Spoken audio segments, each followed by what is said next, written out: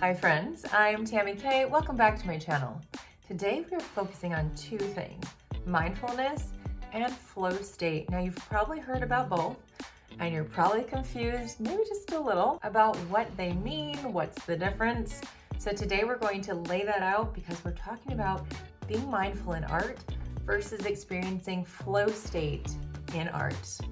Let's get started. And could you have a mindful flow state or a flowing mindful state? I don't know. I also wanted to quickly tell you that tomorrow, August 21, Monday, Christy Rice and I will be doing a live stream on being the anti-perfectionist, what that looks like, and getting perfectionism out of our art. So the link is in the description of the video. If you're watching this after that date, the link is still there. Go and check it out, guys. So when it comes to mindfulness, it is this intentional state of mind where you are thinking about the things around you. For example, you might focus on your breath. You're breathing in and breathing out.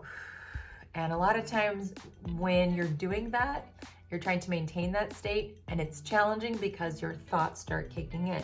It's not about thinking, it's about tuning into the extraneous stimuli around you. Could be your breath, and often if we're in a state of anxiety or frustration, we don't really want to focus on the frustrating, anxious thoughts because it's going to make us feel like that. So being able to tune into what you can see, hear, smell, taste, and touch, the five senses, is going to give you a break from all the rumination and just focusing on what is around you, and it's going to automatically calm you down. So that would be a state of mindfulness. Today I was sitting outside, I was feeling anxious, and I thought, you know what? I'm gonna set 5 minutes on my watch. You can set it on your phone. I just focused on the things around me. So if you are an artist and you're practicing, what this might look like is you have your paper here, you've got your paintbrush and your paint, and you're starting to put brushstrokes on paper. You're very mindful. You're not thinking about what you have to do tomorrow. You're thinking about what colors should I choose? What paint colors do I need? What size of paper am I going to paint on today? Am I going to make some lines with some pencils? Am I going to do a really thick flat brush? Will I do a large round brush? Am I going to use a dagger brush? And how will I hold it? What am I gonna paint? And all these pieces, you're not thinking about all the chatter in your brain. You're just focusing and being mindful of the things that are happening around you. And that's how that can relate to your art pieces. I feel like mindfulness, in the way I described it in art, is more of a left brain activity because your left brain is really good at being logical, analyzing, thinking about things, coming up with stuff. When it comes to the flow state, I would argue that that's probably more of a right brain activity. And that, whereas mindfulness is more of an intentional focus and being aware, flow state is more of being unaware. And that's where you already know what you're doing. You're doing your art, you're painting, you're drawing, and it's something you've done several times already. You don't have to overthink about the things you're going to do next or learning skills and practicing. Like if you're watching a video like this one and you're trying to follow the step-by-step instructions, that is a left brain activity and you are doing something that you've probably not done before. But when you're in that flow state, this is something you already know what to do. You don't really have to think about it, and you're just putting those brush strokes down on paper. I'm hitting my brushes here. Time can pass. You could be hungry, you could be tired, you could be cranky, you could have foot pain. I don't know why foot pain. You could have backache, you could have trauma that you're dealing with in your life, and you're not aware of it because you are just in this moment of creating and making. You might get out of that flow state and you realize, oh my goodness, 10 hours have passed and I did not stop to be. And that is the part where you've kind of transcended, overcome whatever things are going on in your brain, and you've just been enjoying that moment. That is flow state. It can be art, it can be music, it can be anything that is an activity that you enjoy and that you can do well. So the question could be in your brain, which one is better for art and creativity, being mindful or experiencing flow state?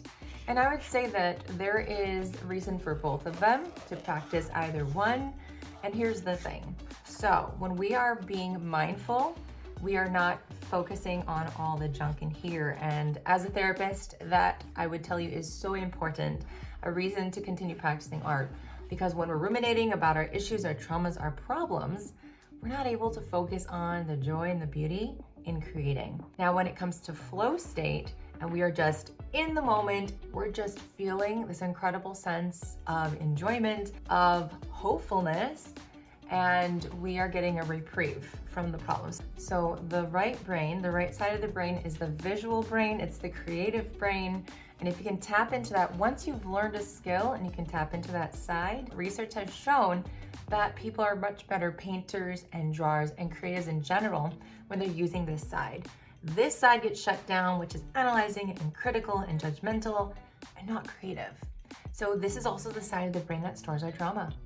And so when we are not able to process our trauma or put words to it, sometimes by doing art, we are able to find that reprieve, find some self-care that can help calm down our body, our system when we're frustrated, that can help us utilize that self-care later on when we're frustrated and we don't have art to help us out in that moment. And sometimes also because we're practicing that sense of calm and those traumatic and harmful memories are stored here, but we are also creating on this side. Sometimes we can eventually find the words to describe the things that have happened to us so we can process, we can move forward and have a better, happier, more fulfilling life. All right, guys, so I hope that you enjoyed this video. I hope that it taught you some things and how you can utilize mindfulness and flow state, getting into those two places for creating more exciting art and also caring for yourself. Reminding you that if you like the video, please click the like button and subscribe to my channel so that you don't miss out on my videos in the future. And also I teach watercolor and Patreon, the link is in the description. And finally, I've also created a video on every artist's fear. So 10 different fears and struggles that every artist goes through. And you can see that link below, and I hope that helps as well. Take care, guys. I will see you soon on the next video.